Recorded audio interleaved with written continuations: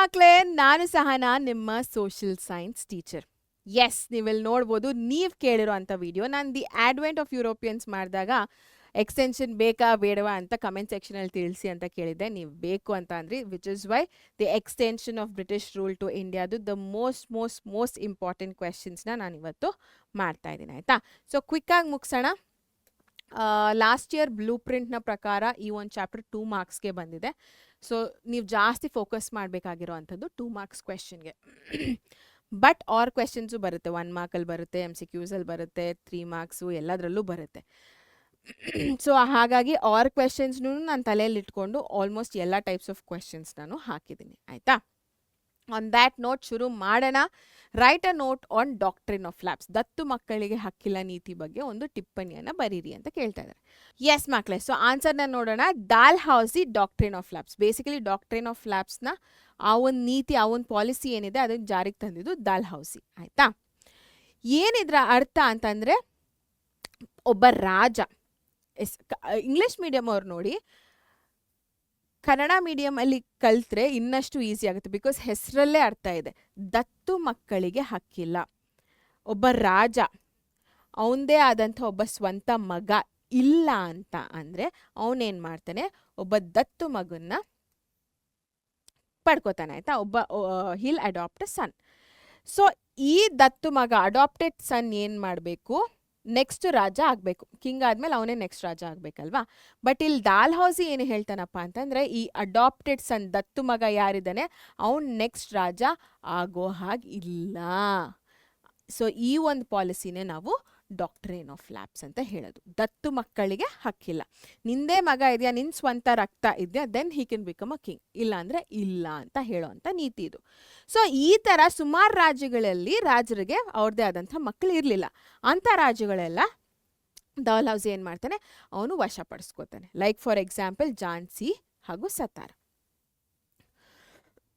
ಅದಾದಮೇಲೆ 1857 ಯಾಕೆ ಹಾಕಿದ್ದೀನಪ್ಪ ಅಂತಂದರೆ, ಇದೊಂದು ಮೇಜರ್ ಕಾರಣ ಆಗಿತ್ತು. 1857 ರಿವೋಲ್ಟ್ ಆಯ್ತಲ್ಲ, first war of Indian independence.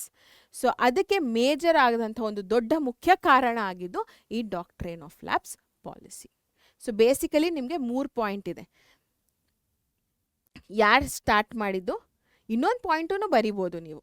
Doctrine of labs ಅಂದರೆ ಏನು, ಆ್ಯಂಡ್ ಆ ಒಂದು ನಿಟ್ಟಿನಲ್ಲಿ ಯಾವ್ಯಾವ ಪ್ರದೇಶಗಳನ್ನ ಅವನು ವಶಪಡಿಸ್ಕೊಂಡ ಅಥವಾ ವಿಲೀನ ಮಾಡಿಕೊಂಡ. ಅದಾದಮೇಲೆ 1857 ರಿವೋಲ್ಟ್ಗೆ ಇದು ಕಾರಣ ಆಯಿತು ಅಂತ. ಸೊ ಟೋಟಲಿ 2 ಮಾರ್ಕ್ಸಿಗೆ ಬರೋವಂಥ ಕ್ವೆಶನ್ 4 ಪಾಯಿಂಟ್ಸ್ನ ಬರಿಬೋದು. ಆಯಿತಾ? Next, what are the outcomes of third Anglo Maratha war? 3ನೇ ಆಂಗ್ಲೋ ಮರಾಠ ಯುದ್ಧದ ಫಲಿತಾಂಶಗಳು ಏನು ಅಂತ. ಸೊ 3ನೇ ಆಂಗ್ಲೋ ಮರಾಠ ವಾರ್ಗೆ ಬರೋ ಅಷ್ಟೊತ್ತಿಗೆ ಪೇಶ್ವಾ ಪಟ್ಟ ಏನಿದೆ ಇದನ್ನು ರದ್ದುಗೊಳಿಸ್ತಾರೆ. ಆಯಿತಾ? ಸೊ ಯಾವ ಪೇಶ್ವಾನೂ ಬೇಡ, ಏನೂ ಬೇಡ, ಈ ಪಟ್ಟನೇ ತೆಗೆದುಬಿಡ್ತೀನಿ ಅಂತ ತೆಗೆದುಬಿಡ್ತಾರೆ ಬ್ರಿಟಿಷ್ ಅವರು. ಅದಾದಮೇಲೆ ಆ ಪಟ್ಟದಲ್ಲಿ ಇದ್ದಂಥ ಬಾಜಿರಾವ್ ದ ಸೆಕೆಂಡ್ಗೆ ಪಿಂಚಣಿಯನ್ನು ಕೊಡ್ತಾರೆ. ಬಿಕಾಸ್ ನೆಕ್ಸ್ಟ್ ಇನ್ನೇನು ಮಾಡ್ತಾನೆ ಅವನು, ಸೊ ಹಾಗಾಗಿ ಪೆನ್ಷನನ್ನು ಕೊಡೋ ಅಂಥದ್ದು. ಅದಾದಮೇಲೆ ಪ್ರತಾಪ ಸಿಂಹನ ಕರ್ಕೊಬರ್ತಾರೆ, ಒಬ್ಬ ಟ್ರೆಡಿಷ್ನಲ್ ಲೀಡರ್ ಆಫ್ ಮರಾಠ ಕೂರ್ಸೋದಕ್ಕೆ. ಪೇಶ್ವನ್ ಥರ ಅಲ್ಲ. ಸೊ ಯಾರಾದರೂ ಒಬ್ಬ ಲೀಡರ್ ಇರಲೇಬೇಕಲ್ಲ, ಬಿಕಾಸ್ ಬ್ರಿಟಿಷ್ ಅವ್ರು ಹೇಳಿದ್ದೆಲ್ಲ ಒಂದು ಪಪೆಟ್ ಥರ ಮಾಡ್ತಾ ಇರಬೇಕಲ್ವ. ಸೊ ಹಾಗಾಗಿ ಒಬ್ಬ ಲೀಡರ್ನ ತಗೊಬರ್ತಾನೆ, ಅವರೇ ಪ್ರತಾಪ ಸಿಂಹ. ಸೊ ಈ ಪ್ರತಾಪ ಸಿಂಹ ಯಾರಪ್ಪ ಅಂತಂದರೆ, ಶಿವಾಜಿ ಗೊತ್ತಲ್ಲ, ಮರಾಠರ ರಾಜ ಶಿವಾಜಿ. ಸೊ ಅವನ ಕೆಳಗಡೆ ಇದ್ದಂಥ ಒಬ್ಬ ವಂಶಸ್ಥನಾಗಿರ್ತಾನೆ. ಆಯಿತಾ? ಸೊ ಅವನನ್ನು ಕರ್ಕೊಬರ್ತಾನೆ. ಅದಾದಮೇಲೆ suppress the Maratha resistance. So ಪ್ರತಿರೋಧ ಏನಾಗ್ತಾ ಇತ್ತು ಮರಾಠರು ಹಾಗೂ ಬ್ರಿಟಿಷರ ನಡುವೆ. ಸೊ ಮರಾಠರನ್ನು ಏನು ಮಾಡ್ತಾರೆ, ಫುಲ್ ತುಳಿದು ಬಿಡ್ತಾರೆ, ಲಿಟ್ರಲಿ ತುಳಿದು ಆ ಒಂದು ರಾಜ್ಯದ ಮೇಲೆ ಒಂದು ಏನಂತ ಎತ್ತಿದ ಕೈ ಬ್ರಿಟಿಷ್ ಅವ್ರದ್ದೇ ಆಗುತ್ತೆ. So by the end of third Anglo Maratha war Peshwa ಪಟ್ಟ ಇಲ್ಲ. ಬಾಜಿರಾವ್, ಯಾರು ಪೇಶ್ವಾ ಆಗಿರ್ತಾನೋ ಬಾಜಿರಾವ್ ದ ಸೆಕೆಂಡ್ಗೆ ಪಿಂಚಣಿಯನ್ನು ಕೊಡ್ತಾರೆ.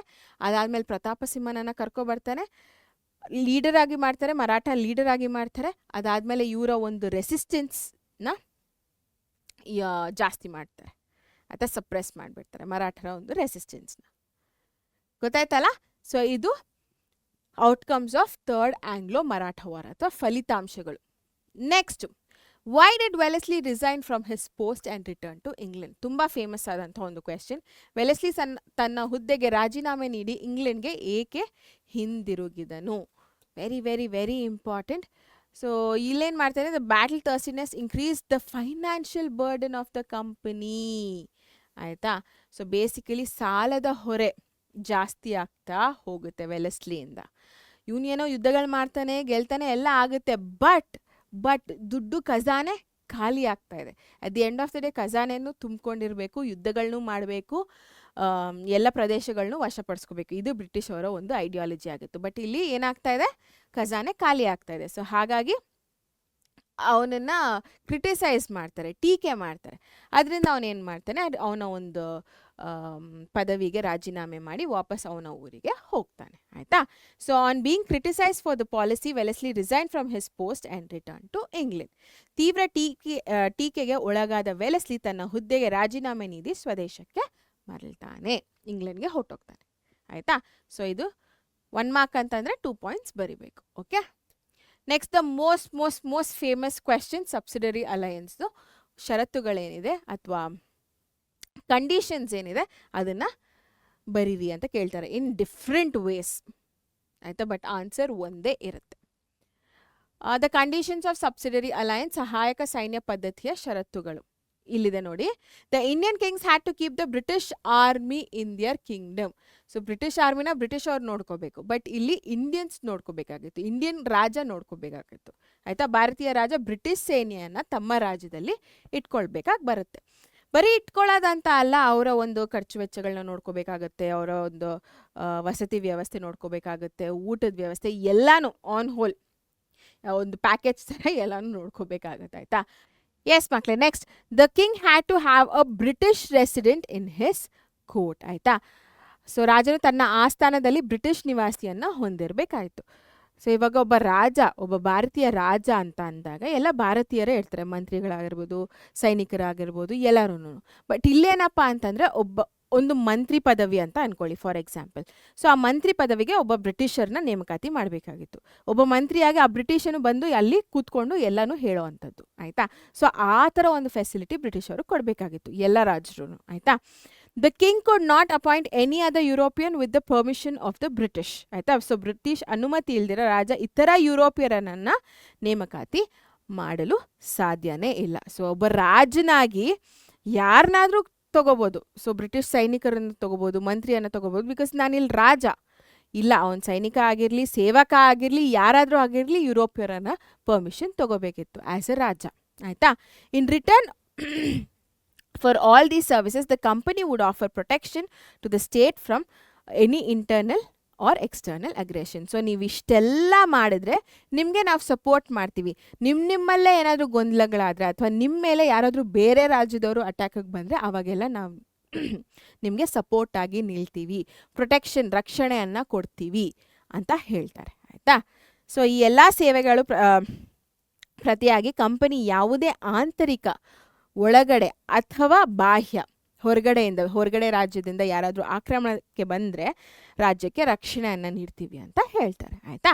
So this is about subsidiary align, the most famous and ತುಂಬ ಇಷ್ಟ ಆಗಿರೋ ಅಂಥ ಒಂದು ಕ್ವೆಶ್ಚನ್ನು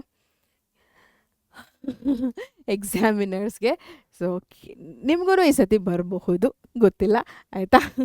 ಎಸ್ ಮಕ್ಕಳೇ, on that note the most important questions of extension ಚಾಪ್ಟರ್ನ ನಾನು ಎಕ್ಸ್ಪ್ಲೇನ್ ಮಾಡಿದ್ದೀನಿ. ನೆಕ್ಸ್ಟ್ ಚಾಪ್ಟರ್ ಯಾವ್ದು ಕೊಡೋಣ? ಓಕೆ, ಜಾಗ್ರಫಿ ಇಂದ first chapter, geographical position and physical features ಇಂದ ನಿಮಗೆ ಕ್ವೆಶನ್ಸ್ ಬೇಕು, ಮ್ಯಾಪ್ ವರ್ಕ್ ಬೇಕು ಅಂತ ಎಲ್ಲ ಇದ್ದರೆ ಕೆಳಗಡೆ ಕಮೆಂಟ್ ಸೆಕ್ಷನಲ್ಲಿ geographical position and physical features ಅಂತ ಕಮೆಂಟ್ ಮಾಡಿ. ಅದನ್ನ ನೋಡಿಕೊಂಡು ನಾನು ನಿಮಗೆ ನೆಕ್ಸ್ಟ್ ಕ್ಲಾಸನ್ನು ತಗೋತೀನಿ. ಆಯಿತಾ. Until then signing off Sahana. Take care. Bye ಬಾಯ್.